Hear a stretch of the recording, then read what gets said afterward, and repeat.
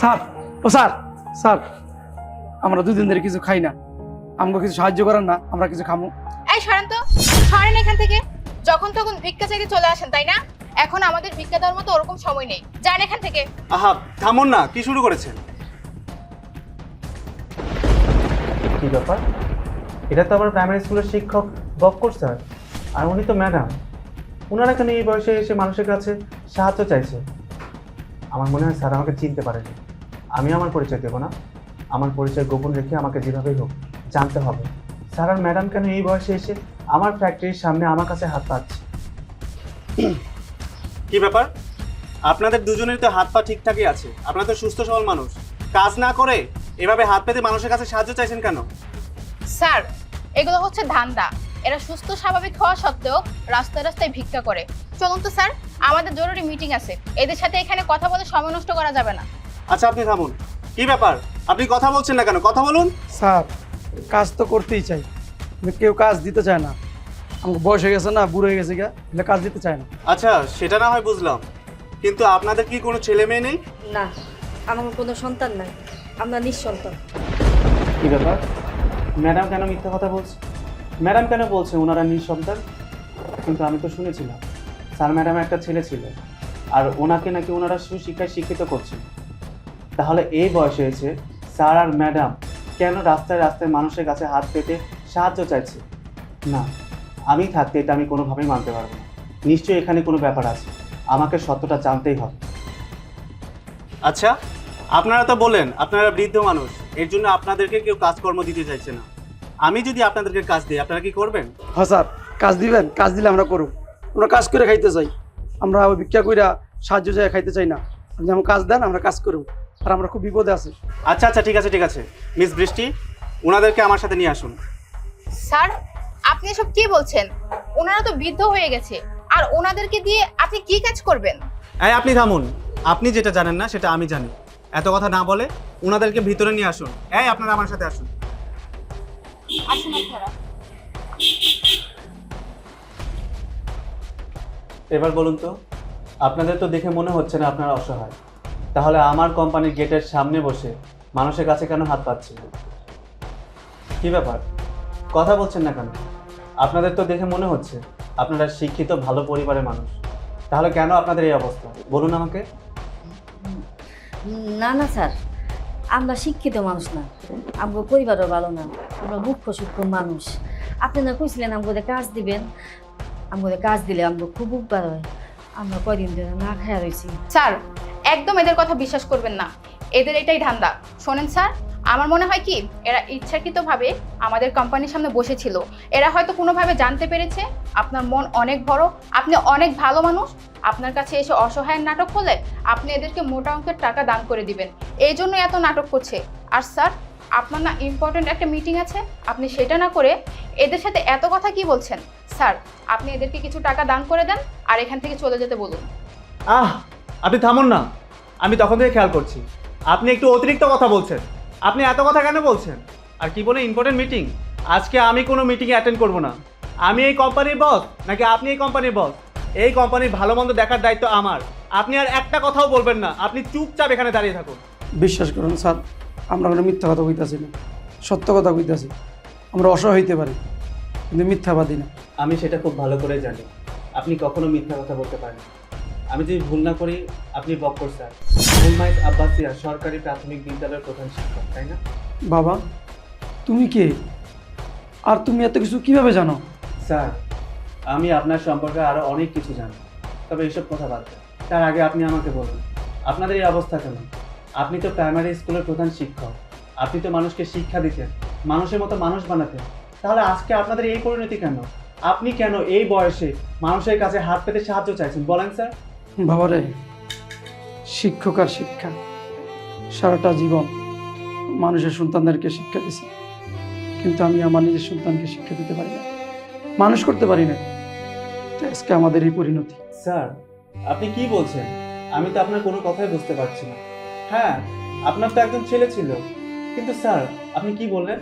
আপনি আপনার নিজের ছেলেকে সুশিক্ষায় শিক্ষিত করতে পারেননি, কিন্তু আপনি তো সবসময় বলতেন আপনি আপনার ছেলেকে লেখাপড়া করাচ্ছেন, মানুষের মতো মানুষ বানাবেন।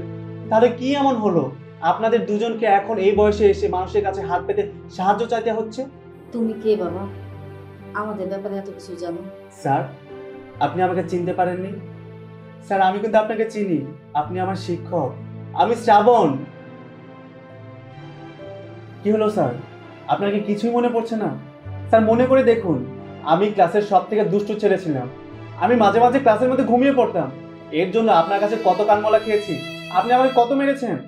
স্যার, আপনার কি সত্যি কিছু মনে পড়ছে না? আপনি একটু মনে করে দেখুন স্যার। হ্যাঁ বাবা, মনে পড়ছে। তুই শ্রাবণ, হ্যাঁ? তোর কত মারা মারছি আমি, হ্যাঁ? আজকে তুই কত বড় হয়ে গেছিস গা, হ্যাঁ? কত টাকার মালিক। এবার আমার মনে পড়ছে বাবা। স্যার, সবই আপনাদের দোয়া। আপনাদের দোয়ায় আমার গাড়ি, বাড়ি, অর্থ সম্পদ কোনো কিছুর অভাব নেই। এই কোম্পানিটা আমার নিজে। আমি যখন আপনাদেরকে আমার কোম্পানি গেটের সামনে দেখেছি, তখনই আপনাদেরকে দেখে আমি চিনতে পেরেছি। এর জন্য আমার কোম্পানির ভিতরে আপনাদেরকে নিয়ে আসি। ও ভালো কথা, আপনাদের না একটা ছেলে ছিল, কি যেন নাম, আসার না বললো আমি ওনাকে মানুষ করতে পারিনি। আবার ম্যাডাম বললো নিঃসন্তান। আমি কিছুই বুঝতে পারছি না কি হয়েছে, আমাকে বলুন তো ক্লিয়ার করে। শুনবি বাবা? তাহলে শোন। বাবা, বাবা, মা, কোথায় তোমরা? বের হও, আসো তো।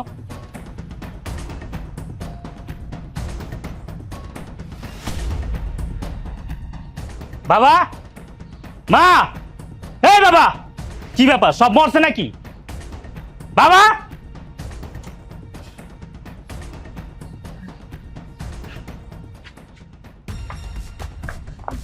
বাজান তুই আইসোস? বৌমারে নিয়া ভালো হয়েছে, বৌমারে নিয়ে আইসোস। কেমন আছিস বাবা? আছি, ভালো আছি। তোমাদেরকে কবে বলছি এই বাড়ি খালি করে দিতে? তোমার বাড়ি খালি করো না কেন? তুই কি করছ বাবা? বাড়ি খালি করে দিয়ে আমরা থাকুম কই? কই থাকবে এটা আমি বলে দেবো? রাস্তায় গিয়ে থাকো, জাহান্নামে যাও। আমার জিজ্ঞেস করতেছো কেন? হ্যাঁ, শুনে রাখো, এই বাড়ি আমি 1 কোটি টাকা বিক্রি করছি। যাদের কাছে বিক্রি করছি তাদের কাছে এখনো 30 লক্ষ টাকা পাই। তোমরা বাড়িও ছাড়ো না, আমি টাকাও পাই না। এইখানে বিক্রি করবে, তোমার বাড়ি ছাড়লে পুরো তুই তাহলে আমি পাই যাবো। তোমার বাড়ি ছাড়ো না কেন? দেখো, তোমাদেরকে আমি ভালো ভালো বলতেছি, ভালো ভালো বলতেছি, বাড়ি ছেড়ে চলে যাও। বাবারে, তুই বাড়ি বেচ চালাইছিস, আমাকে তো না জিগে। তা আমাদের বাড়িতে বাইরে যাও, থাকুম কই? ওদের বাড়ি ছাড়া কিছুই নেই। আবার এক কথা বলে কই থাকবো, কি করবো আমি বলে দেবো? এটা আমি এত কথা বলতে পারি না। দেখো, আমি বাড়ি 1 কোটি টাকা বিক্রি করে দিচ্ছি। তোমরা যদি এই বাড়ি না ছাড়ো, ওই 30 লাখ টাকা আমি পাবো না, আর বিল্ডিং এর দোতলা আমি পাবো না। ভালো ভালো বলতেছি, বাড়ি থেকে চলে যাও। আমরা যাবো না, এই বাড়ি ছেড়ে কোথাও যাবো না। হ্যাঁ, তোর বাবা ঠিকই বলছে, আমরা এই বাড়ি ছেড়ে যাবো না। আমরা যাবো কই এই বয়সে? ওনারা এইভাবে বের হইব না, সেজন্য আমি তোমাকে আগেই বলছিলাম পোলা পাই নাই না, ওনাদেরকে মারধর করে তারপর বাসা থেকে বের করো। ওনারা এইভাবে বের হইব না। আরে যেই কাজ পোলা আইন পারে ওই কাজটা আমিই পারি, পোলা আইন লাগবে কেন? এই তোমার বাড়ি থেকে বের হবে না? না বের হবে না? না। দেখো, ভালো ভালো বলতেছি, যদি বাড়ি থেকে বের না হও, আমি যে কি করবো এটা চিন্তাও করতে পারো না। বেরো, আমরা বাইরে হবো না। বেরো না, বেরো না, বেরো না, বেরো। বাজান তুই এটা কি করছস? কি করছি? একদম লাত্তি দিয়ে কোমর আড্ডা হয়ে গেলাম। ভালো ভালো বলতেছি না, বাড়ি থেকে বেরোতে বেরো না কেন? বের, বেরো, বেরো, বেরো। কতদিন ধরে কইতাছি বাড়ি থেকে বেরোইতে? আমি ভালো করে জানতাম সোজা আঙুলে ঘি উঠবো না, এই কারণে আঙুল একটু বেঁকা করলাম। তুই কামটা ভালো করলি না। বাপ মায়ের গায়ে হাত তুলা ধাক্কা দিয়ে বাড়ি করে দিছস।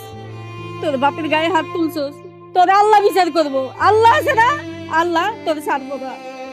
তোর বাপের সারা জীবন মাস্টারি করছে, তোর বাপের কেউ অপমান করে না।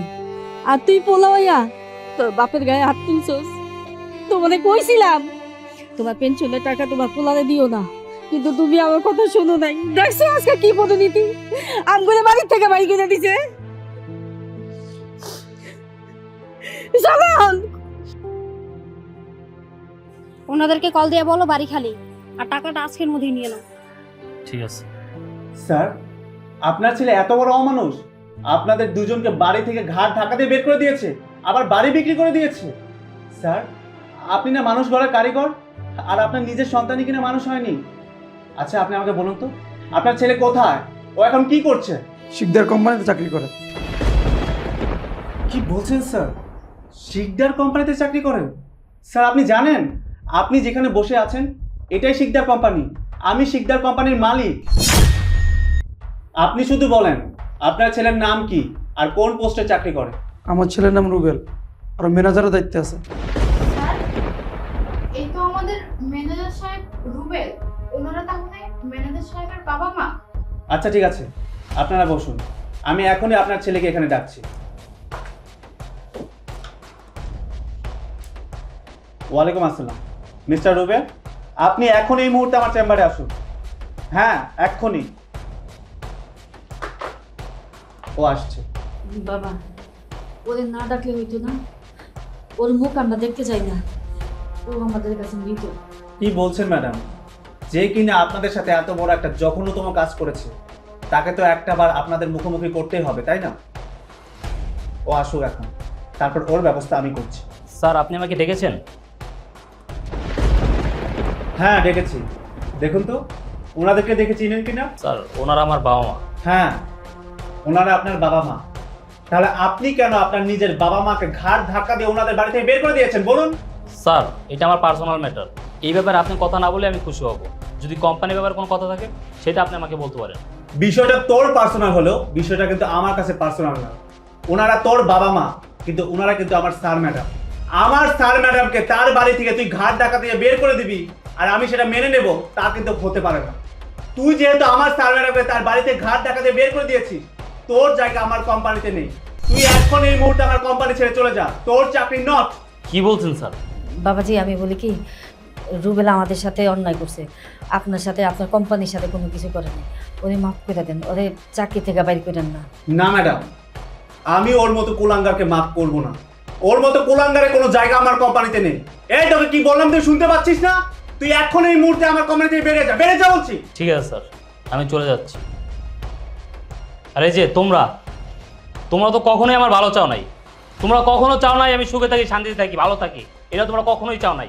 এখানে আসছো আমার চাকরিটা খাওয়ার জন্য, তাই না? চাকরিটা তো খাইছো, এখন খুশি হয়েছো না? থাকো তোমরা, আমি চলে গেলাম। রাবিশ কোথাকার। বাবা শ্রাবণ, তোমার কোম্পানিতে চাকরি দাও, আমরা সারা জীবন তোমার কাছে ঋণী থাকো। হ্যাঁ, চাকরিতে অবশ্যই দেব, তবে আমার কোম্পানিতে না, আমার বাসায়। ডিউটি ঠিকঠাক মতো পালন করতে পারবেন তো? ও আমার ডিউটি ঠিক মতোই করো। স্যার, ম্যাডাম, আমার বাবা মা কেউই বেঁচে নেই। আপনারা দুইজন আমার বাবা মায়ের দায়িত্ব পালন করতে পারবেন? এটাই আপনাদের ডিউটি। এই ছেলেটাকে বাবা মায়ের আদর, স্নেহ, ভালোবাসা দিয়ে ভরে রাখতে পারবেন? যতদিন পর্যন্ত বেঁচে থাকবে ততদিন পর্যন্ত আমাকে বাবা মায়ের স্নেহ, ভালোবাসা দিয়ে ভরে রাখবেন। আপনাদের কিন্তু এই চাকরি থেকে কোনো অবসর নেই। কি হলো স্যার, ম্যাডাম, বলেন, আমাকে বাবা মায়ের ভালোবাসা দিয়ে ভরে রাখবেন তো? হ্যাঁ বাবা, দিমু। বাবার ভালোবাসা দিমু সারা জীবন, নিজের ছেলের মতো তোরে ভালোবাসো। তুমি কি কও? আচ্ছা ঠিক আছে মিস বৃষ্টি, যান ড্রাইভারকে বলুন গাড়িটা বের করতে, আর আমার বাবা মাকে আমার বাসায় পৌঁছে দিতে বলুন। যান। ঠিক আছে চলুন। বাবা মা বাসায় যান। ঠিক আছে বাবা, খুব তাড়াতাড়ি বাসায় এসো। আচ্ছা ঠিক আছে।